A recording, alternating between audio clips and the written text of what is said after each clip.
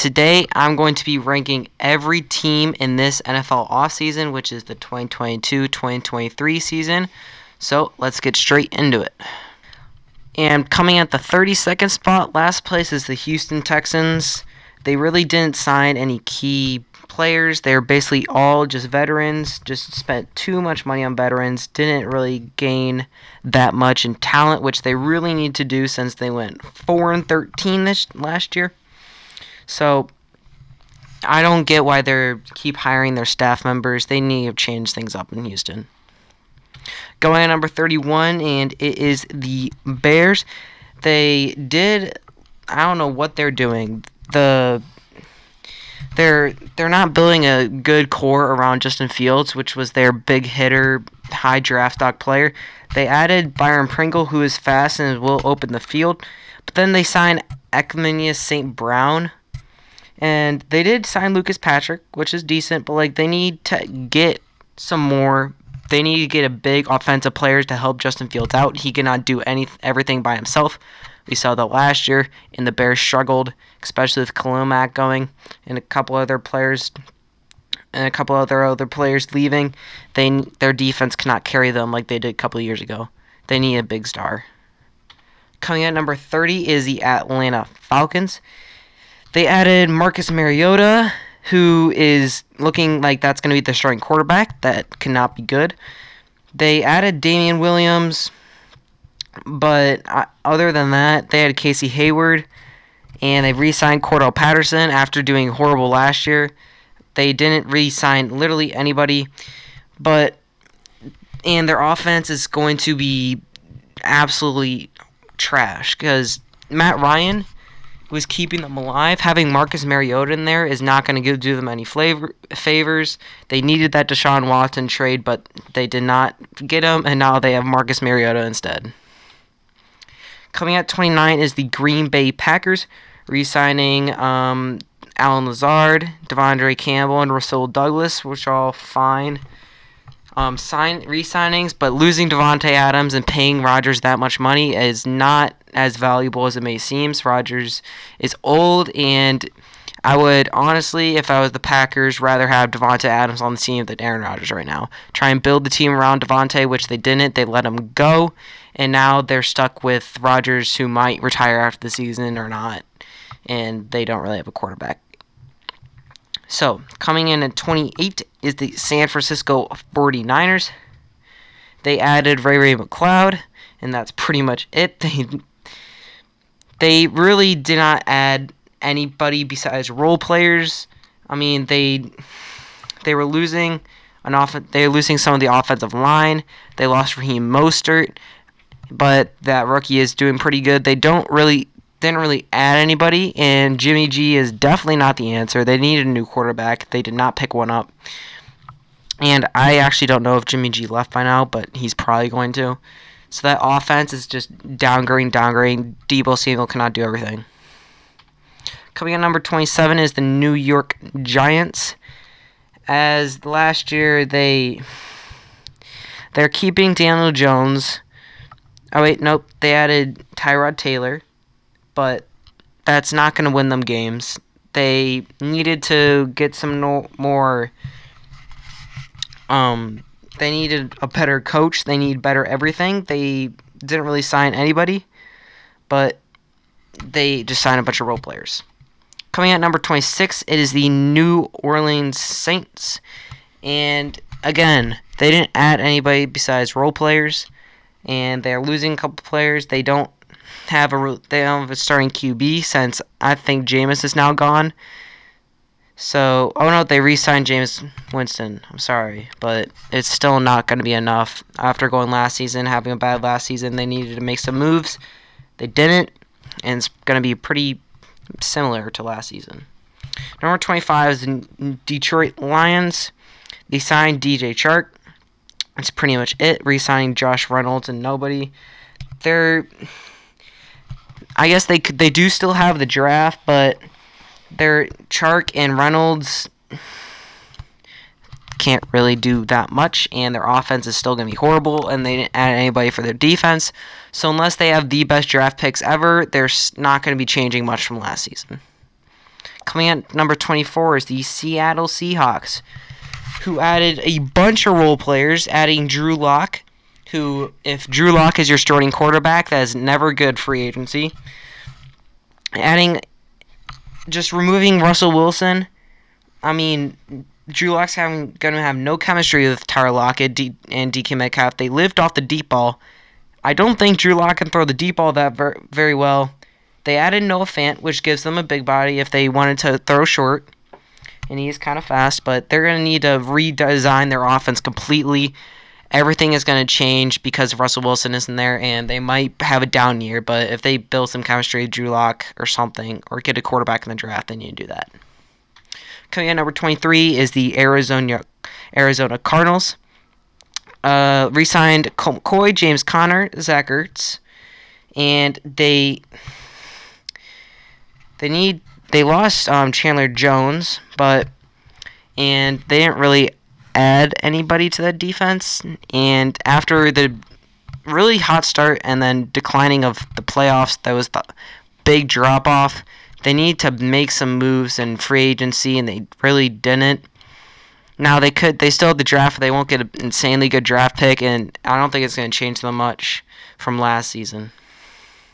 Coming in number 22 is the Minnesota Vikings. They signed Zadarius Smith from the Packers and Harrison Phillips from the Bills, Jordan Hicks, but they'll get Danielle Hunter back. They re-signed Kirk Cousins, and they're not really going to change at all. A lot of these teams down here, they really didn't add anybody, and they're not going to change. Again, the Vikings didn't really do good last season at all. Maybe with a healthier Dalvin Cook, they could do better, but they didn't really make that much noise in free agency. Coming at number 21 is the New England Patriots. They lost J.C. Jackson, and in retaliation to that, they signed Terrence Mitchell from the Texans. So that's definitely going to be a drop-off in their defense. J.C. Jackson really held down their defense. It was a key part of that really good defense. They did sign a couple more defensive players, like Mac Wilson and Jaquan Bentley, and re-signing Devin McCourty. So, you don't... Again, with this team, losing J.C. Jackson, everything's going to change in that defense, and I feel like it's going to take a drop-off from what it was last season, and that offense is not going to change. Mac Jones will develop, but they really needed to spend their money on a better weapon on the offense, because Mac Jones doesn't really have anybody right now besides just a couple okay wide receivers that won't get them very far if they're looking to make some noise this season. Coming out number 20 is the Dallas Cowboys, signing James Washington. They re-signed Michael Gallup, Dalton Schultz, and Laken Vander Esch and Malik Hooker. They did lose Amari Cooper, and they're really overpaying DeMarcus Lawrence. And Dak Prescott is taking up a lot of the money, and they don't really have any money to spend. They didn't do insanely good last season, as they lost in the first round of the playoffs, losing Amari Cooper, that veteran wide receiver, that really helped them, but I do feel like CeeDee Lamb's going to develop a lot. They re-signed some of their team, but they just didn't make a lot of splash in the offseason. Coming on number 19 is the Carolina Panthers. They signed Rashad Higgins and Deontay Foreman, and they didn't get a QB. They really needed to make a play on a QB, and they just didn't. Their offense, Christian McCaffrey is always a wild card. You can't depend on him. He could always get hurt. And they signed a lot of defensive players, but that wasn't really the problem last year. I mean, everything was the problem, but the problem was the offense. With a non-healthy Christian McCaffrey and a quarterback that's not good at all, they needed to make a splash in the quarterback, and they just didn't. Coming at number 18 is the Washington Commanders. New name, new them, but they signed Carson Wentz. That can never be good. Sure, it's an upgrade from their last QB, but they didn't sign any real stars. They re-signed J.D. McKissick, which is not horrible, but they will protect Carson Wentz, signing Andrew Norwell and re-signing Brandon Sheriff. But overall, I mean, it's not horrible, but they could have done better. Number 17, the Jacksonville Jaguars, who way overpaid Christian Kirk. They signed Zay Jones and Evan Ingram. But spending all that money on a role player wide receiver and Christian Kirk, it's really just a wild card. You never know how it's going to pan out. You don't know how Trevor Lawrence is going to be with him. But that offense, I feel like, will get better. They did sign a lot of defensive players, like Foye Oluokun, Darius Williams, and they re-signed a couple of their offensive linemen. So this team probably will get better than last season. You can expect that they'll probably still not be the bottom 3 team. They're definitely going to be bottom 10, but they might not be bottom 3 this time. Coming at number 16, the Indianapolis Colts signing Matt Ryan to replace Carson Wentz and signing Yannick Ngakoue. And so I feel like they did have a decent free agency with the money they had. Dropping Carson Wentz and picking up Matt Ryan is not really that much of a decrease in talent. I feel like Matt Ryan is a lot less risky, and if they had Matt Ryan, maybe they could have beat the Jaguars and made it to the playoffs, but you never know. I feel like this team will be better. They will definitely make the playoffs this time, so watch out for the Colts. Coming at number 15 is the Pittsburgh Steelers. Losing Juju, they probably need to splash on a wide receiver. They didn't. Wanted to splash on a quarterback. They didn't. Signing Mitch Trubisky instead. So I feel like there was a big drop-off. They really need to focus on their offense. Their defense was fine last season. And so they started spending money for some reason on the defense, signing Miles Jack and Levi Wallace. I don't know why. They really needed to spend either on wide receiver because they lost James Washington. They lost Juju. Really, all they have is Deontay Johnson, who's going to have Mitch Trubisky throwing to him. So this team is not going to get better that much, but they did have an okay offseason, keeping most of their guys. Coming at number 14 is the Philadelphia Eagles. And they signed Zach Pascal, and they didn't really re-sign anybody. They re-signed, but most of their guys didn't have that much of a splash. That's why they're 14th in the middle of the pack. They didn't really have that bad of an offseason. They didn't have that good of an offseason. Coming at number 13 is the Miami Dolphins, signing Teddy Bridgewater. They had signed a duo running back core in Chase Edmonds and Raheem Mostert. They re-signed Mike Gesicki and Emmanuel Ogbah. So they did have a very good offseason.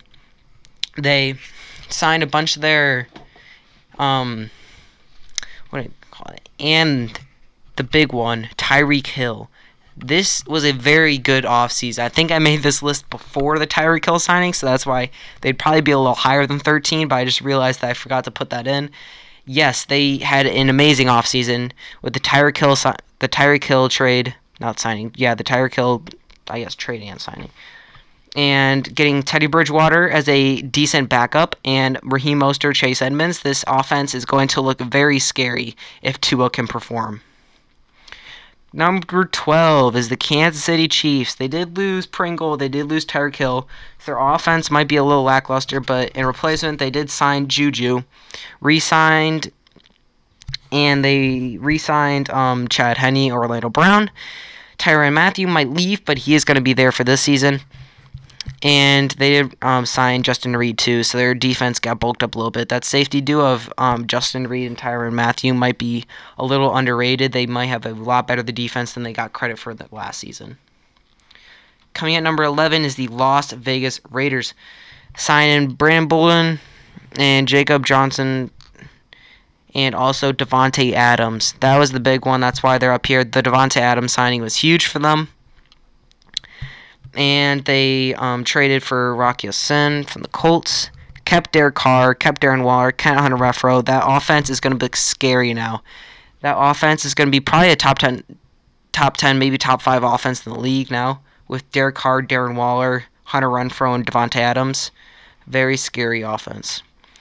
Coming at number 10 is the Baltimore Ravens, who they didn't really get a bunch of people, but They connected on Morgan Moses from the Jets, who is a very good offensive lineman, and Michael Pierce, defensive tackle.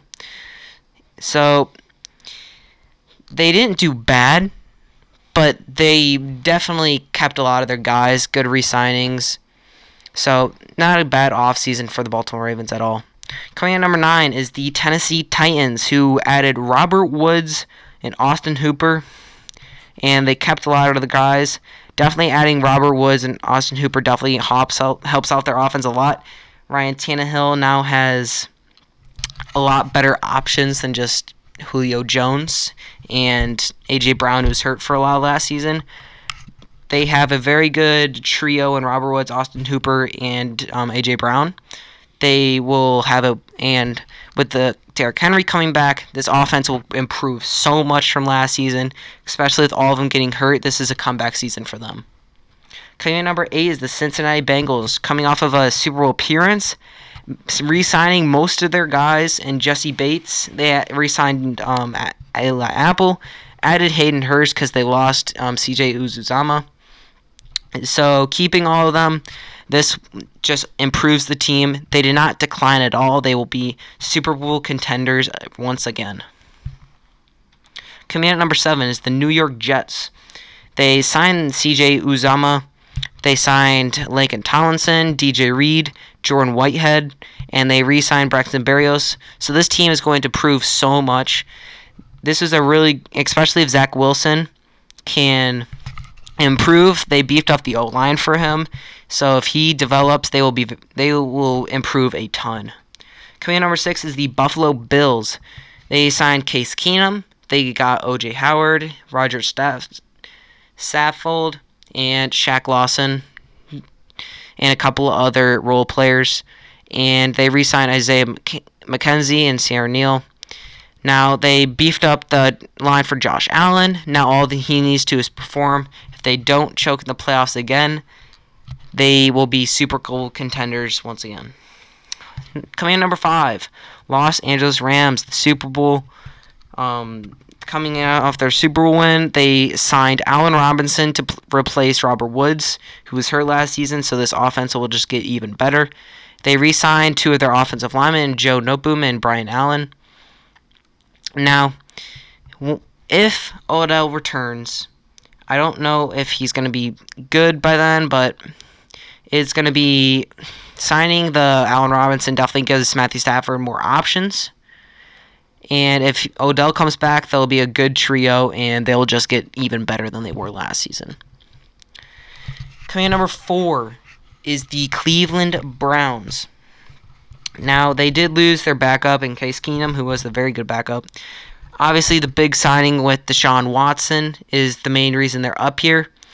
But they did re-sign a bunch of their guys, and they will just get it depends what Deshaun Watson can do. If he connects with the team, if he has chemistry with their players, they will be very good. Just like Baker Mayfield, he was the main problem that they had. Who knows, maybe if Baker Mayfield wasn't such a problem, Odell still would have been on the team with Deshaun Watson. They would have been very good, but still a very good offseason for the Browns.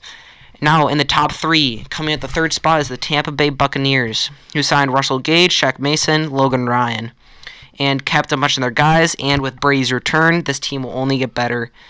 And if Tom Brady keeps playing at peak performance, this team just keeps getting better and better and better somehow. Coming in number 2 is the Denver Broncos with the obvious sign Russell Wilson. They landed Russell Wilson, big QB. They were obviously going to do it by the start. At the end of last season, everyone knew the Denver Broncos were going to splash on QB. If that was Rodgers or Wilson or Deshaun Watson, they did land Deshaun Watson. They did land the Russell Wilson, so that was a very good signing for them.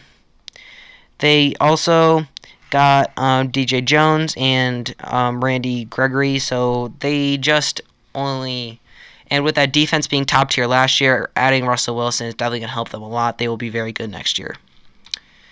And obviously, number 1, the LA Chargers, signing 2 All-Pros in J.C. Jackson, Khalil Mack, re-signing Mike Williams, They are going all in on Justin Herbert's talent right here, and is exactly what you need to do. They beefed up the O-line a little bit, and now this team will be Super Bowl contenders.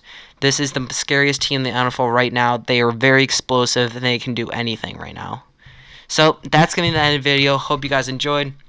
I think I will leave timestamps in the comments, so if you want to go to your favorite team, you can do that. And see you in the next one. Bye.